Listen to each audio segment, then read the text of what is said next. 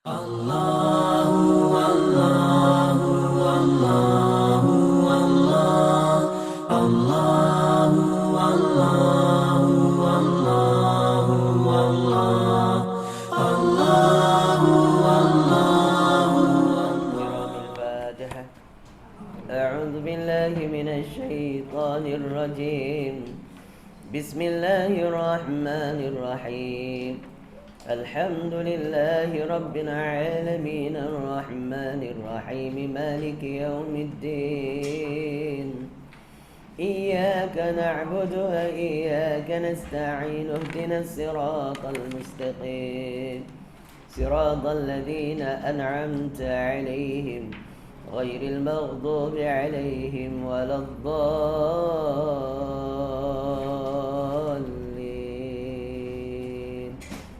اغفر لي ولوالدي.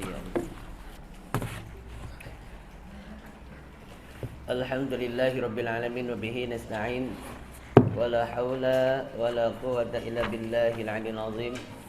اللهم صل وسلم على سيد المرسلين وعلى آله وأصحابه أجمعين. أما بعد. Assalamualaikum warahmatullahi ta'ala wabarakatuh.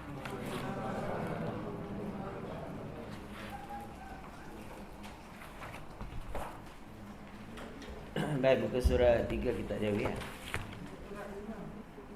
Kitab Jawi 3 kan? Ayo. Kitab Jawi 3, kita Rumi 5.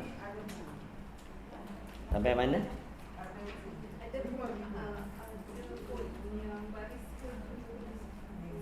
Baris ke berapa?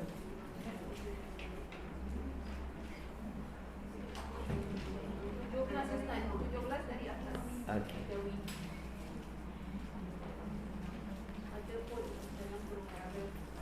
Ada pun barang siapa Bismillahirrahmanirrahim. Qala musannifu rahimahullah ta'ala wa nafa'ana bi'ulumihi wa barakatihi fid dharaini amin summa amin. Adapun barang sesiapa mengata oleh barang sesiapa tu akan 2 kalimah syahadat, itu daripada yang 7 kalimah itu. Mana 7 kalimah? La ilaha illallah Muhammadur Rasulullah. Maka ditutupkan oleh Allah Subhanahu wa taala satu pintu neraka Jahannam dengan kurnia Allah Ta'ala. Tu dia. Kadang-kadang tuan tak jumpa ayat saya cakap tu, saya tambah jadi mana kat kitab ustaz ada lain ke? Tak, saya tambah. Rasa dia punya perkataan kadang dia short form, dia sikit, saya kena tambah, dia ikut domain. Ikut domain, ikut tempat dia. Kadang akan, oleh, dia tak ada tu saya tambah. Kenapa dia kena tambah oleh? Sebab dia fa'il. Kenapa dia akan? Sebab dia maf'ul. Jadi saya tambah tu. Dekat sini pengarang tak tulis sebab dia nak meringkaskan kitab. Kalau dia masuk semua domain, masuk semua kaedah, berapa besar kitab dia. Jadi orang yang membaca tu dia kena faham. Baik. Jadi tak jumpa tu saya muallim buat sendiri tu ayat tu. Baik. Qala musannifu rahimahullah ta'ala. Baik, kata dia adapun barang sesiapa je yang mengatakan akan 2 kalimah syahadah itu daripada yang 7 kalimah, maka ditutupkan oleh Allah Ta'ala. Pasal oleh itu sebab dia fa'il, Allah lah yang menutupkan. Yang menutupkan tu Allah. Maka ditutupkan oleh Allah Ta'ala akan satu pintu neraka Jahannam dengan kurnia Allah Ta'ala. Itu dia. Baca tu satu kali, pintu neraka pun tertutup. Maka inilah perkataan ulama yang zahir, yang telik baca bicaranya daripada 2 kalimah syahadah itu. Intahal kalam. Itu dia. Ngarang kita kata inilah perkataan yang diambil daripada kalam ulama berkenaan dengan kelebihan syahadat. Itu dia. Syahdan. Habis perenggan kata. Ni nak mula bab lain pula. bab yang sama. Mungkin masih lagi bab syahadat, tapi dia nak cerita bab lain.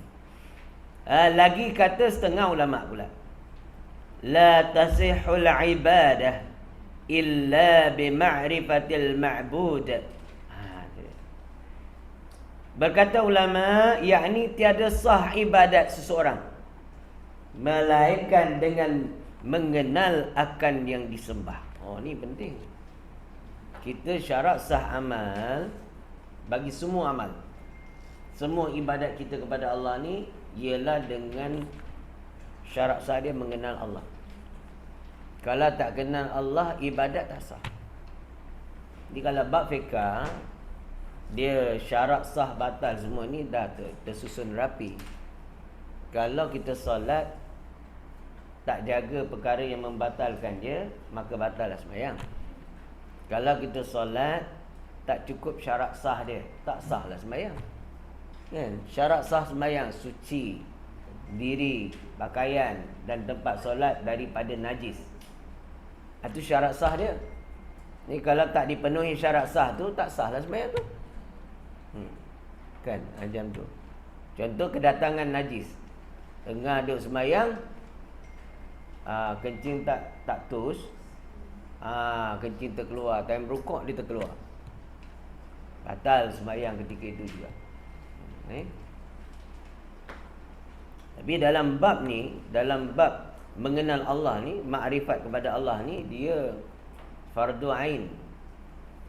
Kena kenal Allah tu. Kena kenal Allah dengan mempelajari sifat Allah. Bukan mengenal zat. Memahami akan perbahasan sifat yang wajib ada pada hak Allah Ta'ala, yang mustahil dan yang harus. Memahami tu. Jadi tahap memahami atau mengenal seseorang dengan ilmu tentang sifat Allah tu berbeza-beza. Ada orang dia kenal makna kudrat itu bersandarkan kepada teori dia semata. Kudrat maknanya kuasa Allah. Berkuasa Allah pada menjadikan sesuatu. Jadi keadaan kudrat tadi itu ada yang tahu dalam sikit. Dalam sifat kudrat tu dia ada takluk, dia kata. Ada takluk suluhi, ada takluk tanjizi, ada takluk qabdah. Jadi orang yang faham konsep itu dalam sikit pengetahuannya. Jadi daripada situ, seseorang itu boleh dibukakan oleh Allah akan kefahaman yang lebih luas daripada itu, hasil daripada apa yang dia belajar tu dan apa yang Allah datangkan pada hati dia, pada mata hati dia. Kita panggil syuhud. Bila dia dapat syuhud, lebih lagi kefahaman dia tentang makna kudrat. Kan? Itulah beza-bezanya tahap mengenalnya seseorang hamba kepada Allah Subhanahu Wa Taala. Bermula kata dia muradnya. Murad tu makna apa yang dikehendaki dengan maksud mengenal akan yang disembah tu. Tidak sah sembahyang, tidak sah amal atau ibadat melainkan dengan mengenal akan yang disembah tu, iaitu diikrarkan akan dua kalimah syahadah itu dengan lidah, serta tasdikkan, yakni membenarkan akan dua kalimah syahadah itu pengertiannya dengan hati. Inilah rukun yang pertama. Maka wajib kita ketahui segala aqaidul iman yang terkandung pada dua kalimah syahadah. Kalimah syahadah tu daripada segala sifat yang wajib bagi Allah Azza wa Jalla, dan barang yang mustahil dan barang yang harus. Baik. Murad pengarang pada mengatakan tidak sah amal dengan tidak sah amal ibadat seseorang melainkan dengan mengenal akan Allah atau yang disembah tu, ialah satu, kena iqrar dengan lidah, kena mengucap dua kalimah syahadah. Iqrar, kemudian tasdik fi qalbi, benarkan apa yang kita ikrarkan itu di dalam hati. Jadi apa yang kita nak benarkan tu nak membenarkan dalam hati kita tu, nak mensabitkan. Mensabitkan apa? Menetapkan apa? Menetapkan akan keesaan zat, sifat dan af'al, yang mana segala sifat yang wajib bagi hak Allah Ta'ala tu, yang 20 sifat, dan lawan dia 20 yang mustahil dan satu yang harus. Yang itu dia kena tasdik fi qalbi. Jadi nak sampai membenarkan dalam hati kita segala aqaidul iman tu, dia kena belajar secara satu persatu. Dia panggil tafsili. Satu persatu. Yang ini hukum dia wajib. Mempelajari akan 20 sifat yang wajib bagi Allah Ta'ala ni, dan lawan dia dan satu yang harus tu, dia panggil wajib aini. Semua orang kena tahu. Dia kena tahu tu, wajib tahu, bukan wajib hafal. Wajib tahu. Tahu dengan hafal tak sama. Orang yang hafal mungkin orang yang hafal dia tahulah. Tapi orang yang tak hafal, orang yang tahu belum tentu hafal. Contoh kita tanya, sifat Allah ada berapa? 20 juga. Sebut satu-satu. Ingat tak ingat lah, ada berapa apa dia ingat. Tapi bila kita tanya wahdaniyah, tu betul ada. Dia tahu tu ada. Tu salah satu sifat yang wajib ada bagi Allah Ta'ala. Tu tahu. Yang wajib ni tahu. Jadi nak tahu, wajib belajar. Jalan untuk tahu. Jadi hafal soal lain. Ya, baik. Ada orang yang hafal tapi tak tahu apa makna dia. Jadi makna tahu tu kena faham. Jadi setiap orang mukmin wajib mengetahui, dengan makna wajib memahami segala sifat, segala aqaidul iman yang terkandung di dalam kalimah syahadah. Kalau tak tahu, berdosa. Wajib bagi anak dan isteri, tanggungan bagi tok laki, suami, memastikan anak isteri dia tahu ni, tahu aqaidul iman ni. Bila anak tak tahu, bapa tanggung dosa. Hanya anak tu balik, sayang kejap, abah tanya. Tanya apa lah? Sifat yang wajib bagi Allah Ta'ala 20. Dalam 20 tu terbagi pada berapa jenis sifat?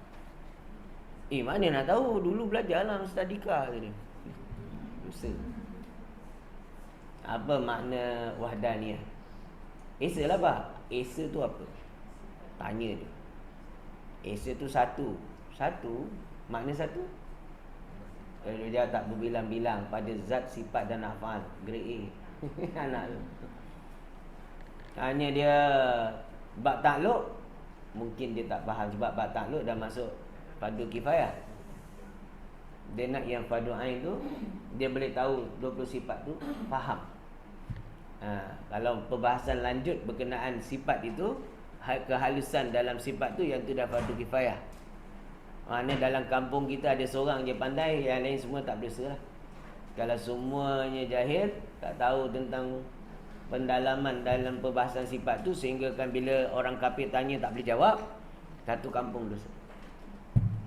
Dia dalam satu qaryah tu, dia mesti ada satu orang yang mahir tentang usuluddin. Ada orang kafir tanya, datang syubhat, dia boleh jawab. Tak boleh jawab, satu kampung berdosa. Kena terima kasih pada orang yang ahli tauhid yang ada dekat kampung kita. Konsep dalam Islam kena ada bab fardu kifayah ni. Dalam kampung kita, qaryah kita, kena ada mekanik seorang, doktor seorang, kedai runcit kena ada satu. Orang Islam punya. Kalau tak ada ni, satu kampung dosa. Ini tak ada. Dah ada dah kat taman tu. Kedai orang kita, orang Islam, India, Chinese. Chinese punya kedai murah. India punya India pun kadang murah, kadang mahal. Melayu mahal nak untung kawak kasau.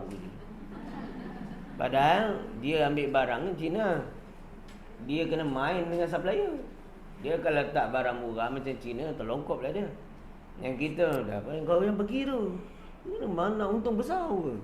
Aku beli kat kedai dah acung, baru berapa RM15, dia RM30. Kau tengok berapa banyak dia kebas. Dia tak tahu kawan tu ambil RM25, untung RM5 dia. Akhirnya apa? Kedai Melayu tu bungkus. Orang akan pergi kedai yang murah, berdosa satu kampung. Kerana apa? Mematikan satu kefarduan. Fardu kifayah dia dah lepaskan kita tu. Kita tak berdosa dengan sebab dia ada tu. Kita tolonglah dia. Mana orang kita tak pakai.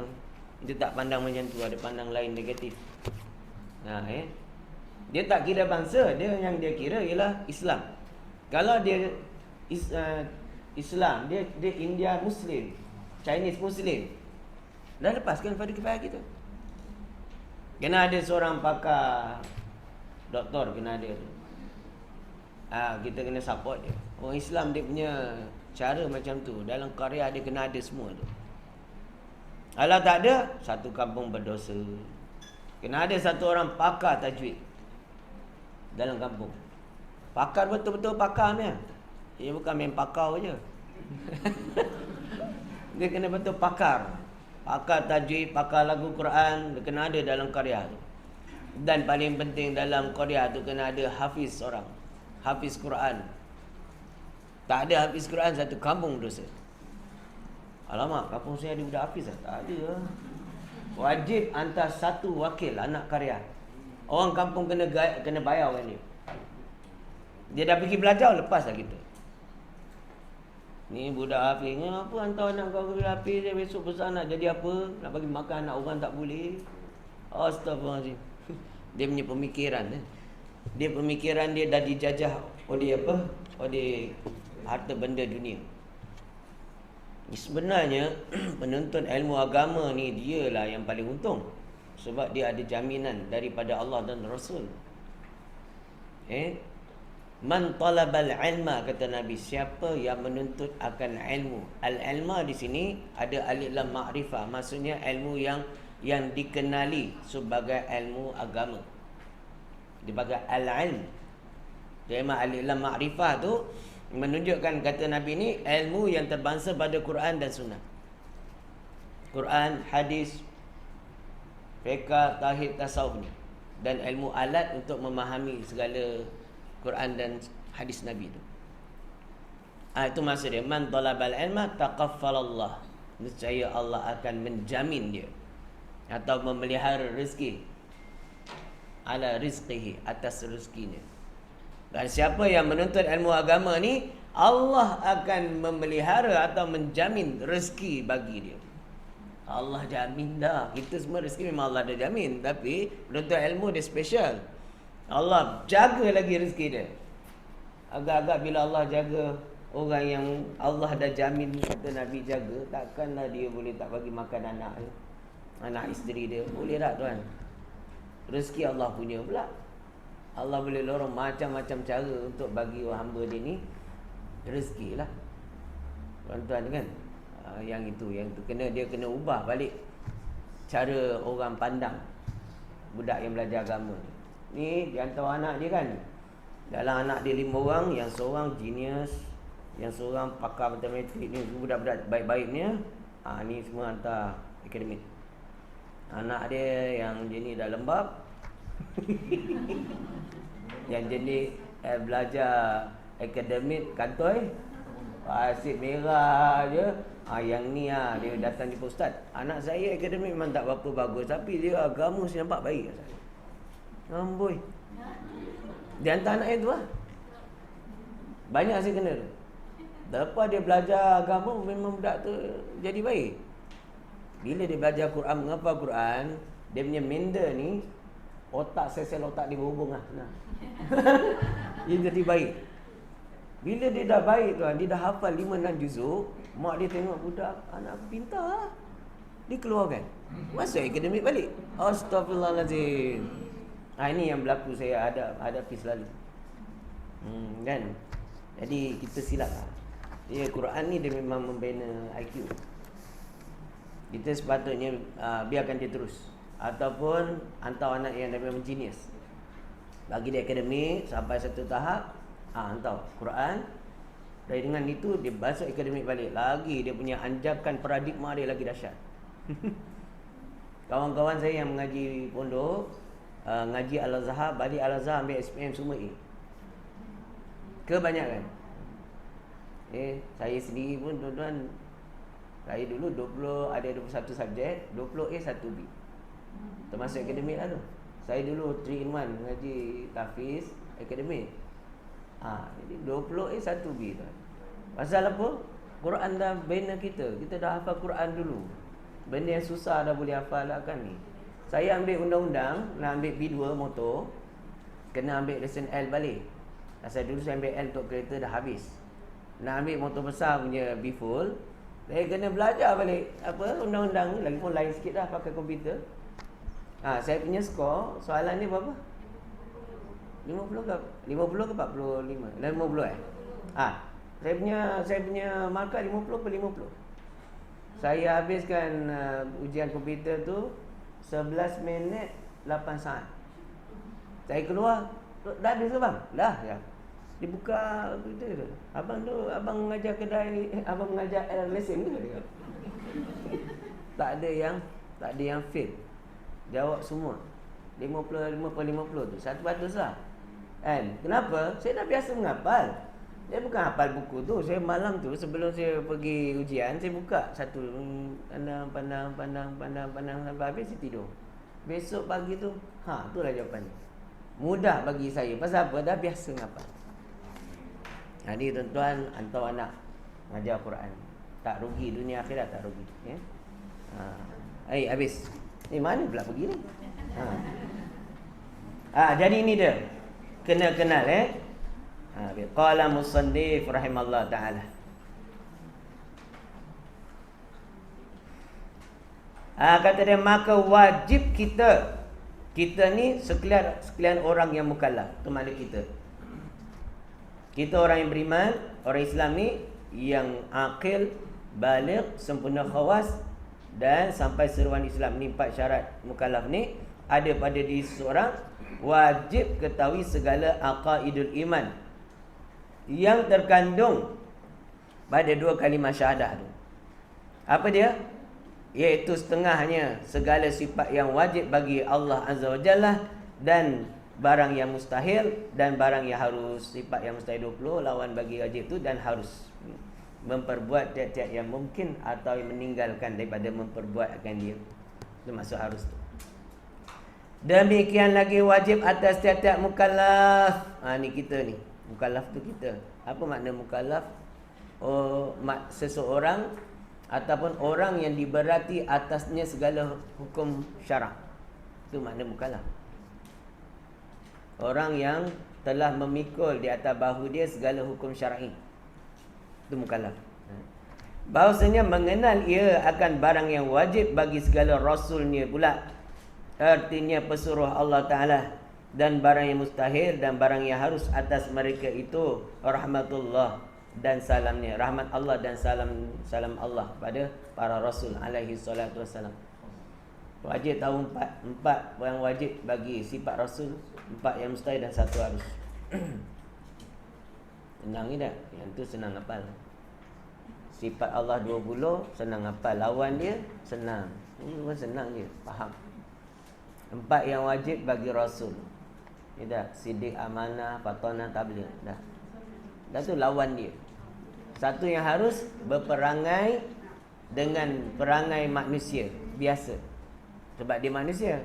Seperti makan, minum, berkahwin, beranak. Ya. Tetapi tidak sampai mencalarkan wibawa dia sebagai rasul. Tidak mengurangkan akan martabat kerasulan dia. Jadi dia kena sakit, tapi sakit yang tidak mengurangkan martabat kerasulan. Nabi dia sakit kuat sampai pingsan. Tapi Nabi dia tak kena sakit AIDS. Sakit AIDS tu ada sikit tak berapa elok dengan tentang dia. Contohnya Syekh Rambang punya hal ke, dia tak kena penyakit macam tu. Sakit kurap pun tak ada pada Nabi. Kurap tu satu penyakit yang menyebabkan orang malu. Malulah. Kau sakit kurap ke? Malu. Kan? Jadi tak ada pada Rasul. Sakit sopak tak ada. Jadi sakit-sakit yang mengurangkan martabat dia tak ada. Tapi sakit yang dia kena sangat dahsyat. Sampai pingsan tu kuat tu. Baik. Allah musannif rahimahullah bermula habis. Sifat yang wajib bagi Allah Ta'ala itu tiada terhingga banyaknya. Ni yang paling penting kena faham tu. Pengarang ni bagus, dia bagi tahu awal. Sebab saya pernah jumpa orang cakap sifat Allah sebenarnya, kata dia, yang sebenar-benarnya dua, kata dia. Ada satu orang tua ni, saya pergi jumpa dia pasal orang kata dia guru tarekat. Saya pergilah. Dia bukan kat Melaka, luar Melaka, kat Selangor. Dia pergilah dengan abang angkat saya pergi.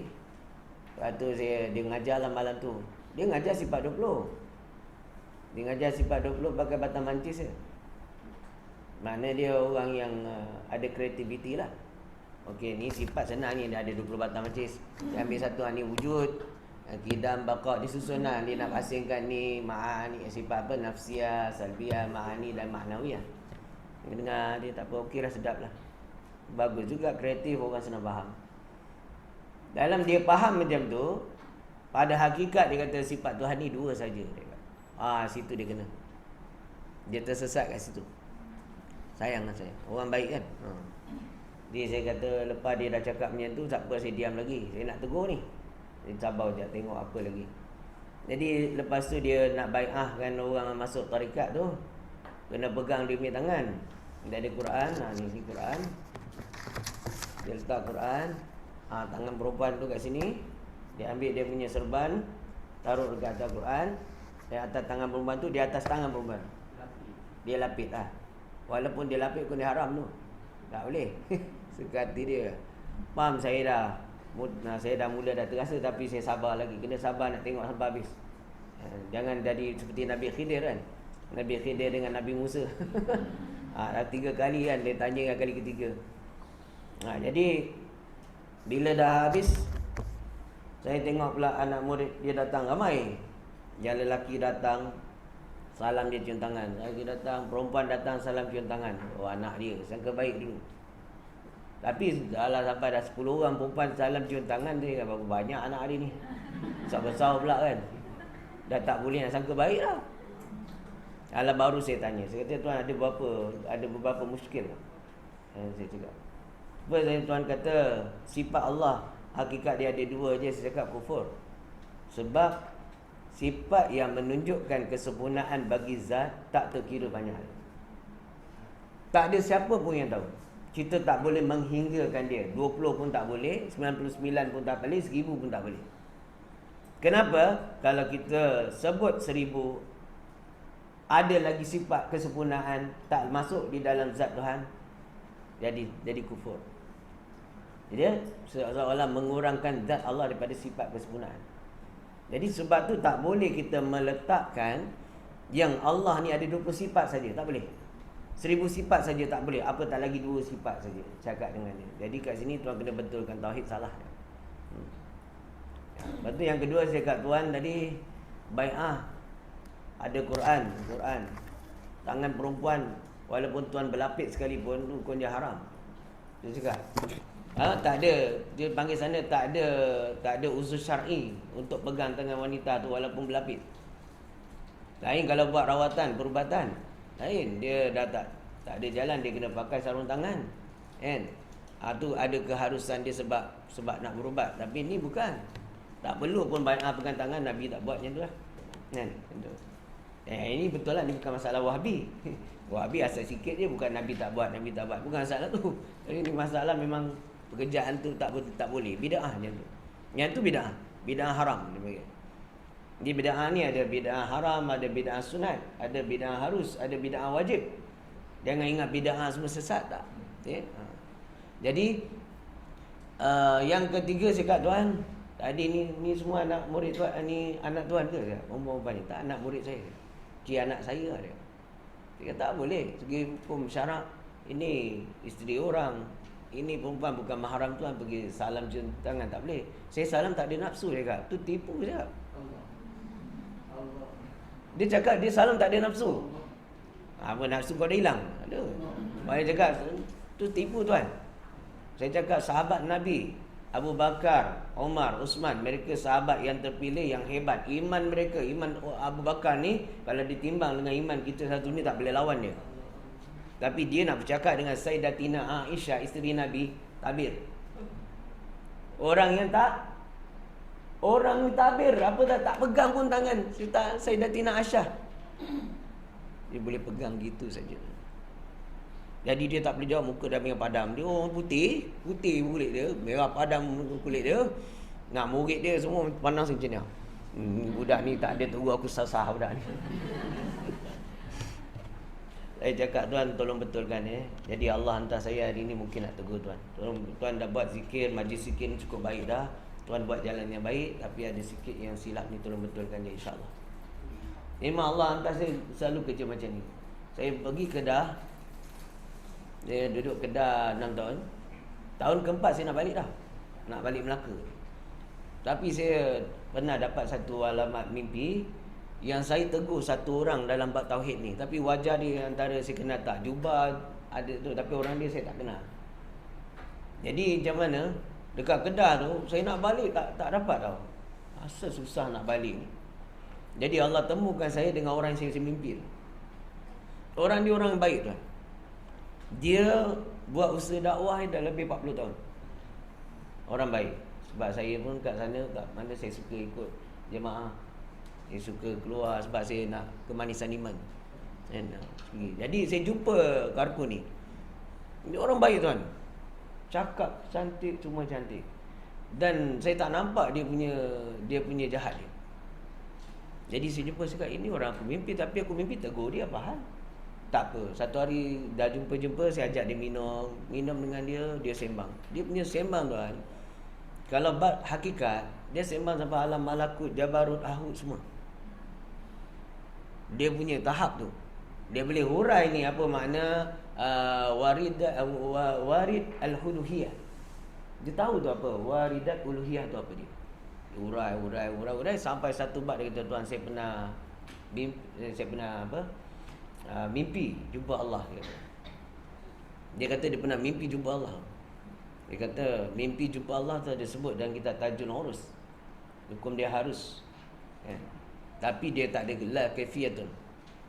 Kenapa? Ulama hurai sana. Dia kata mimpi berjumpa dengan Allah tu harus.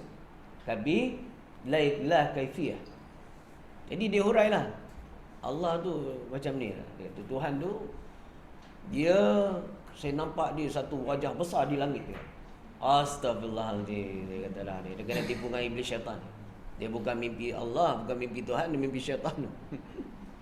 Dia anggap sebagai Tuhan. Jadi ini rupanya inilah orang yang saya mimpi, saya tegur dalam mimpi tu.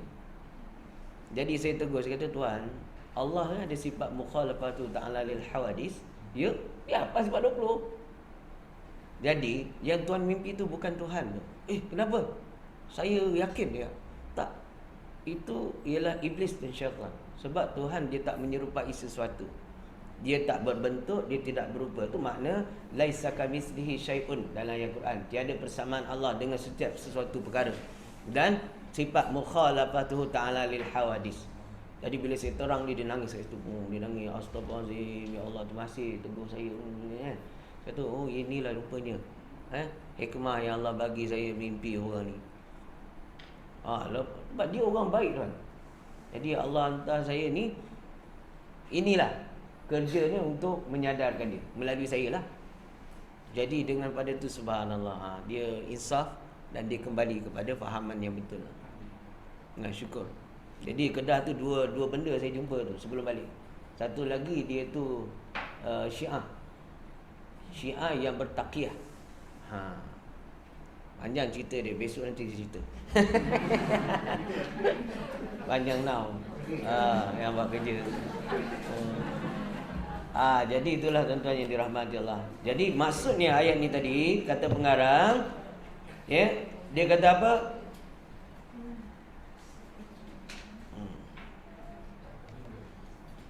Ini dia.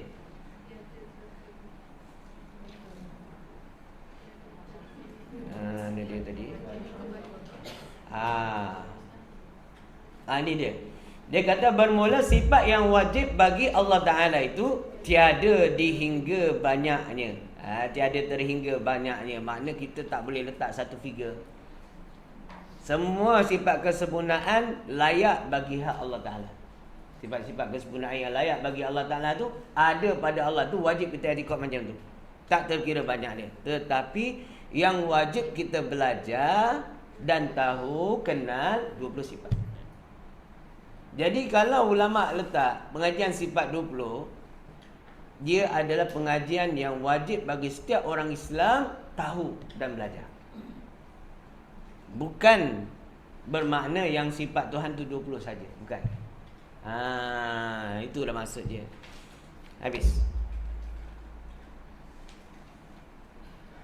Tetap kata dia tiada terhingga banyaknya, tetapi yang diberati oleh Allah Ta'ala, maksud yang diberati, yang diwajibkan oleh Allah atas tiap-tiap mukallaf, bahawa mengetahui dia 20 sifat. Nampak? Yang ini kita wajib tahu, wajib belajar. Bukan bererti sifat Tuhan tu 20 saja. Yang pertama daripada 20 sifat itu wujudun. Artinya ada Allah Ta'ala. Lawannya tiada. Mudahlah. Ada lawan tiada. Mustahil Allah Ta'ala tu tiada. Kedua kidam ambul lajunya. Jadi wujud ni kita panggil kategori sifat nafsiyah. Kenapa nafsiyah? Yakni sifat dirinya Allah sendiri, yang mana kita tak tahu bagaimana keadaan sifat ni. Panggil sifat nafsi.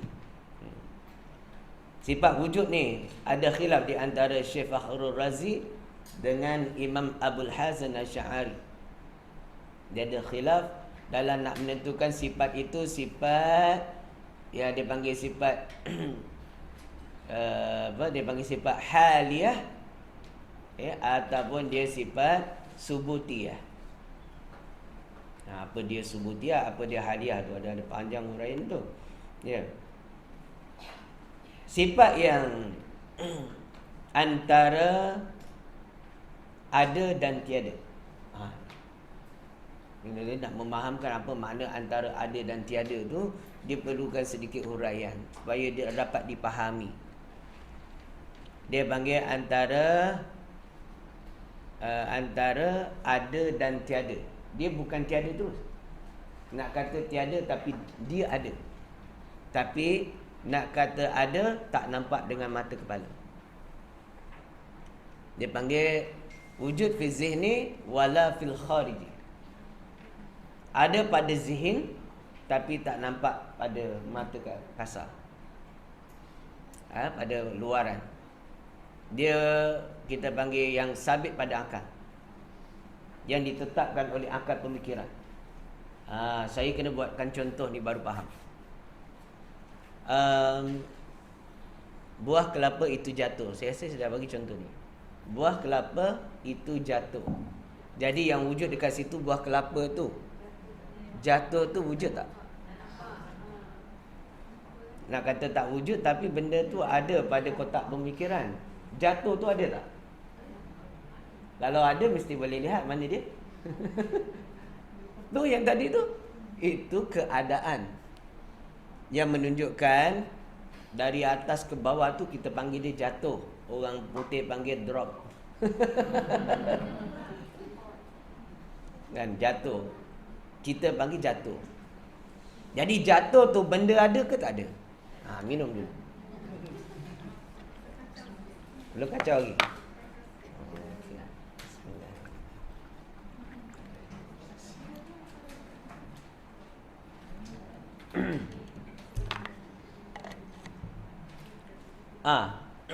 Jadi sifat itulah menjadi perbahasan. Jatuh tu benda ada ke tak ada? Anak kata tak ada, dia ada di mana? Pemahaman kita lah. Kita faham benda tu jatuh. Jadi dia bukan benda wujud. Di zahir, di mata pandangan kita dia tak ada. Tapi dalam penetapan akal kita dia ada.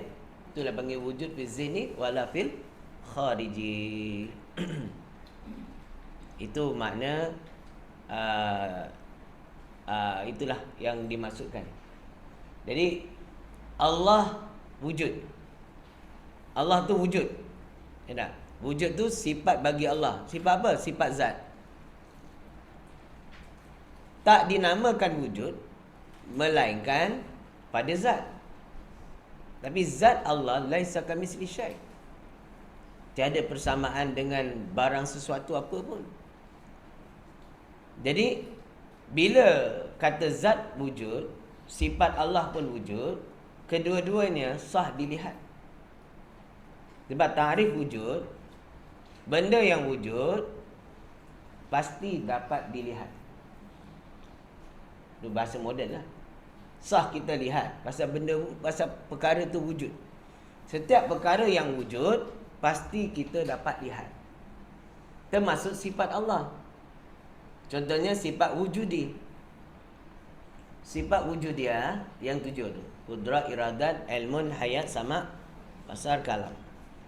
Jadi kecuali sifat hayat, semua tu sepatutnya dapat kita lihat. Sebab dia wujud di zat Allah. Tapi persoalan dia, bagaimanakah dia? Adakah dia berupa atau tiada? Dia tak berupa. Kalau berupa, makhluk. Berbentuk, dia makhluk. Berketul, dia makhluk. Jadi bagaimana? Wallahu a'lam bisawab. Tak boleh urai. Tapi ada.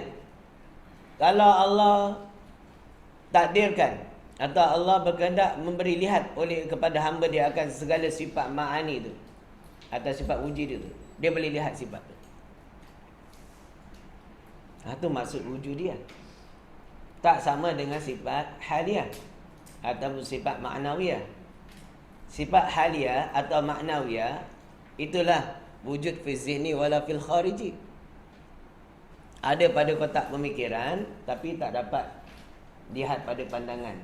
Dia wujud sebab ada sifat ma'ani.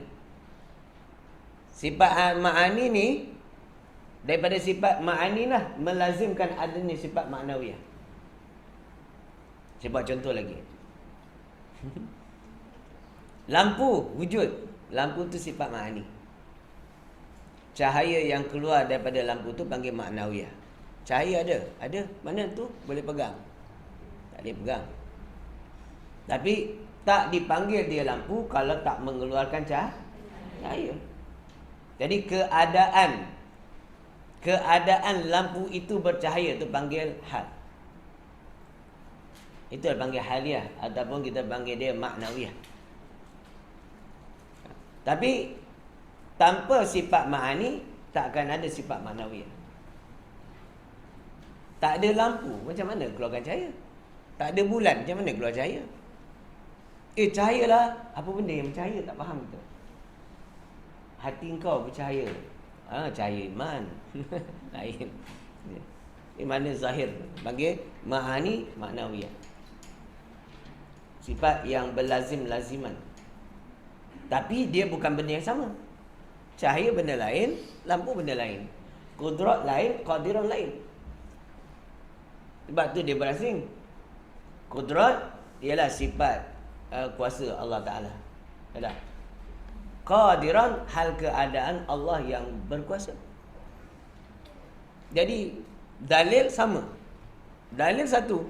Dalil qudrat apa? Wallahu ala kulli syai'in qadir. Dalil sifat qadiran, kaunuhu ta'ala qadiran, dalil yang sama.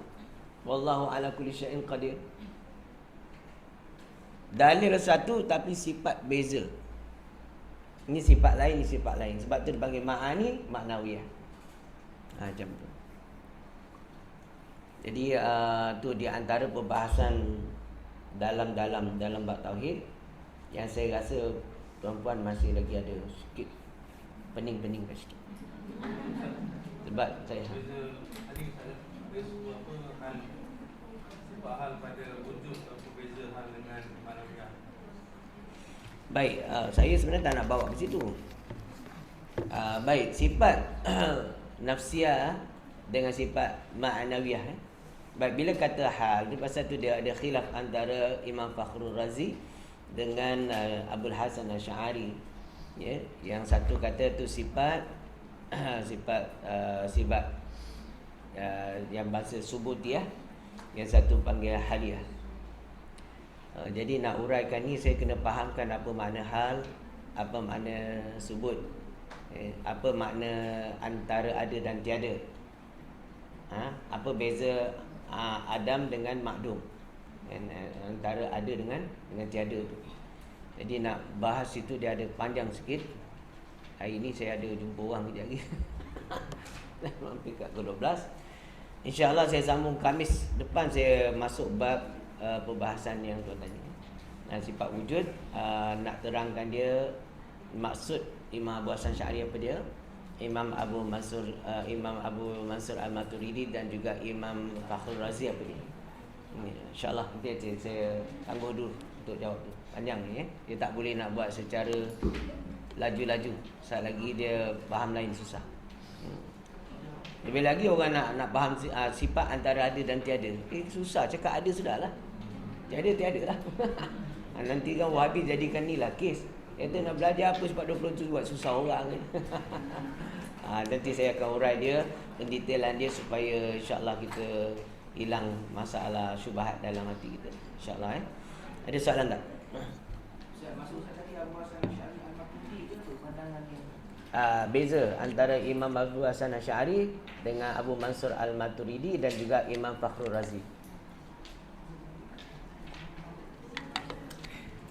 Lain. Yang tu kita tangguh next week insyaAllah. Jadi siapa nak kena datang. Allah.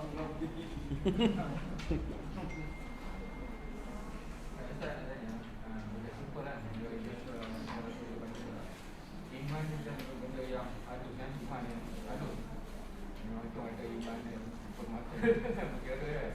Maksudnya nak jaga tu nak hantar benda biasa kan. Contoh kita tahu contoh zaman ni apa yang sebab contoh ambil senang je lah.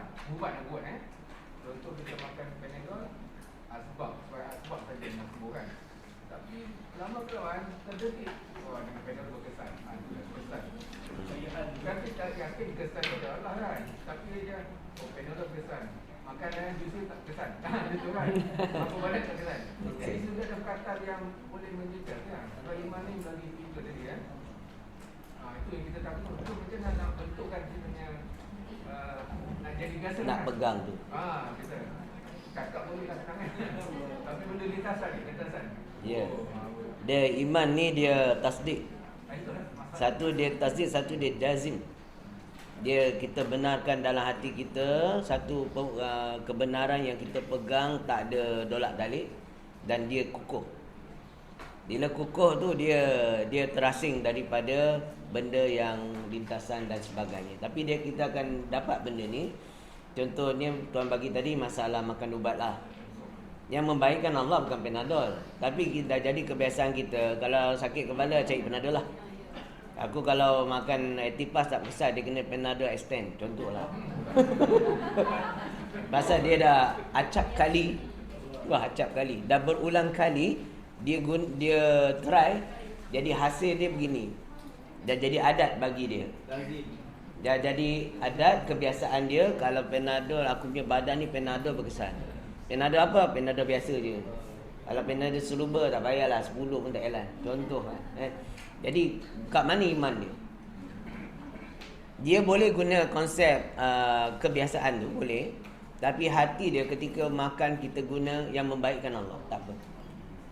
Dia mesti etikad hati dia yang membaikkan aku Allah. Asbab Panadol lah. Dan memang serasi Panadol ni dengan aku. Contoh.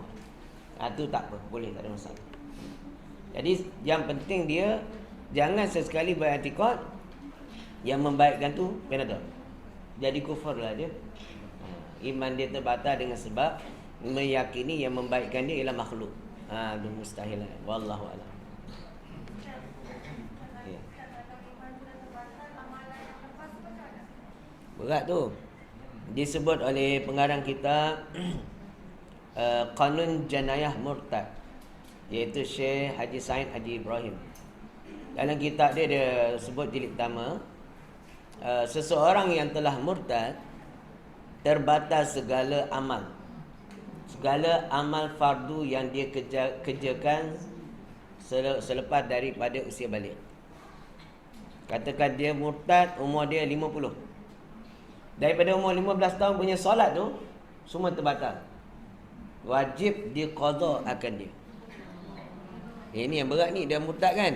Dia dah bertaubat kepada Allah, dia wajib qada semua sembahyang dia, puasa dia, zakat dia. Dalam masa 50 tahun dia hidup. Berat ni. Itu bala yang dihadapi oleh orang yang murtad. Waliyahzubillah. Puasa dia wajib ganti semua. Kalau dia tak boleh ganti sehingga melepasi tahun seterusnya, fidyah. Dia ada denda. Dia ada denda yang dia kena buat double.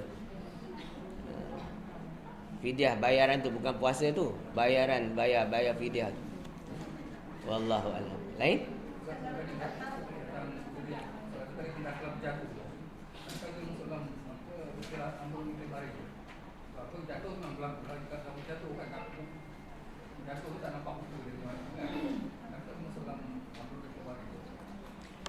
Sebagian ulama kata tu amrun bi'aktibari lah. Amrun iaitu pekerjaan iktibari pada bangsa akal. Itu panggil amrun bi'aktibari juga. Baik, Allah ciptakan langit, Allah juga ciptakan bumi. Jadi di antara langit dan bumi tu ada ruang. Ruang tu panggil amrun i'tibari. Tu tapi ada huraian lain selain pada itulah. Ada.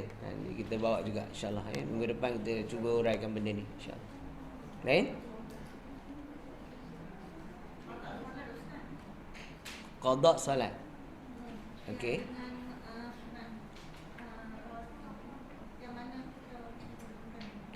Qada solat hukumnya wajib.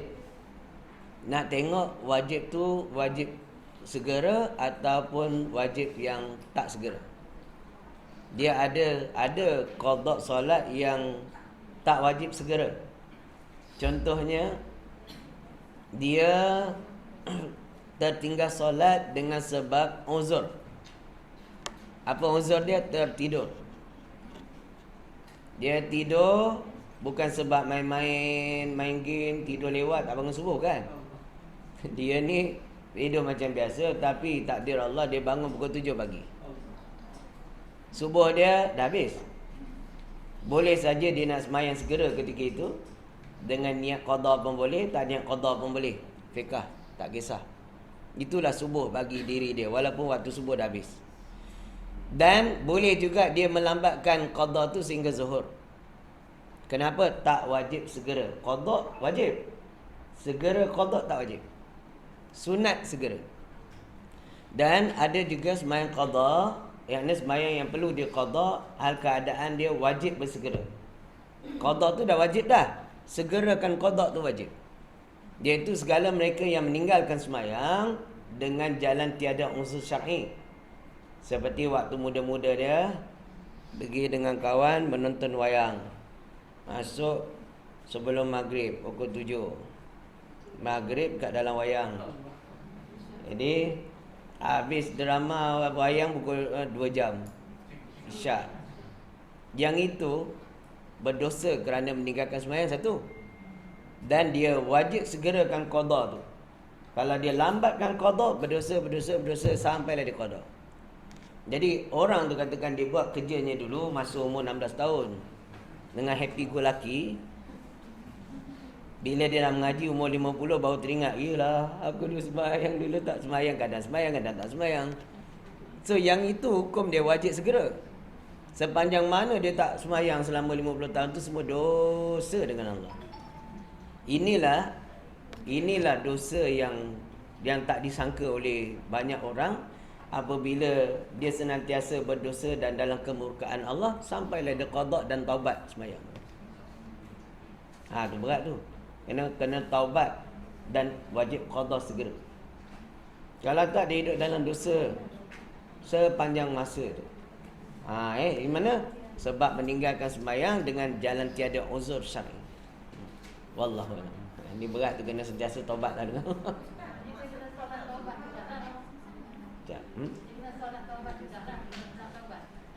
Bagus soalan ni.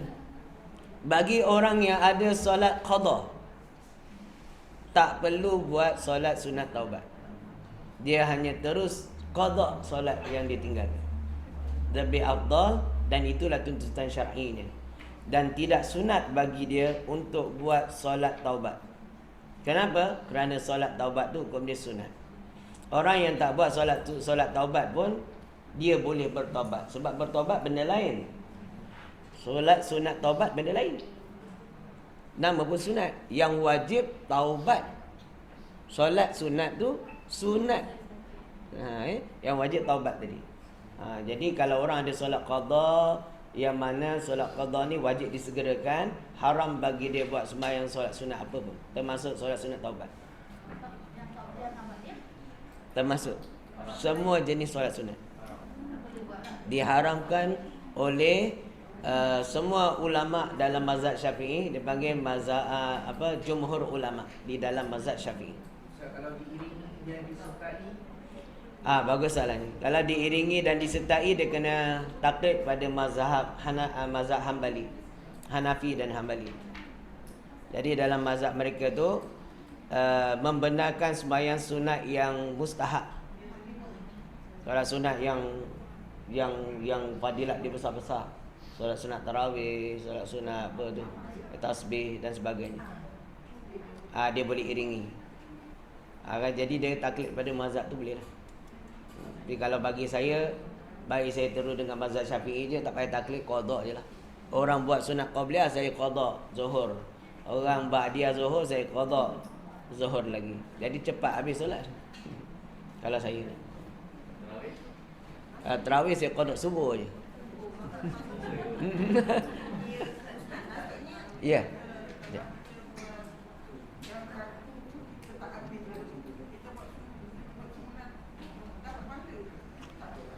Kalau menurut pendapat ulama, jumhur ulama, maknanya kebanyakan ulama ni, jadi dia perkataan yang kuat, ya, dalam mazhab Syafi'i, haram lagi berdosa.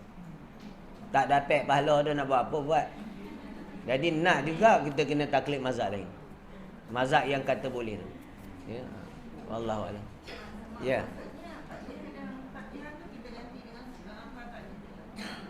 Fatihah gantikan qada. Ya. Ya. Betul puan. Jadi orang-orang yang dulunya meninggalkan solat fardu dengan sengaja, mereka ni dapat satu bala, banyak bala sebenarnya. Satu bala iaitu tak boleh buat yang sunat, rugi lah. Dia sentiasa dalam kerugian. Kenapa? Orang dapat fadilat tahajud, orang dapat fadilat tasbih, fadilat tarawih, dia tak dapat dah. Qada juga. Dikira kita menghidupkan malam dengan qiyamulai juga. Dan pahalanya lebih besar daripada solat tahajud itu sendiri. Sebab solat fardu, satu solat fardu mengatasi ribuan solat sunat. Jadi kenapa kita nak kejar yang sunat tu? Sedangkan yang fardu ni pahala dia lebih besar. Walaupun satu orang tu sembahyang 1000 rakaat sunat, dia nak dapat pahala satu solat subuh, tak dapat. Solat subuh tu lebih besar dia punya pahala, solat fardu. Ya? Tapi dia pergi kejar yang sunat-sunat, kebil. Ibarat kata nak juga beli televisyen, nak juga beli lansir, rumah tak ada. Sewa pun tak ada, dia rumah memang tak ada. Pasal rumah ni solat fardu, tiang agama, dia kena ada tiang pun boleh diri rumah. Jadi segala perhiasan dia tu sunat. Kau beli abad dia tu sunat yang menampung, bagi cantik rumah tu. Ni rumah tak ada, nak cantik macam mana? Tak ada faedah apa yang dia buat sunat. Tu dalam mazhab Syafi'i. Jadi kalau kita nak taklid mazhab lain tu terpulang, tak ada masalah. Semua solat boleh. Zuhur, asar, maghrib, isyak, subuh boleh qada. Lagi baik kita qada semua full. Jadi kita dapat satu malam, kita dah habis untuk full satu hari. Jadi tak makin lama makin berkurangan lah qada tu. Wallahu a'lam. Lain?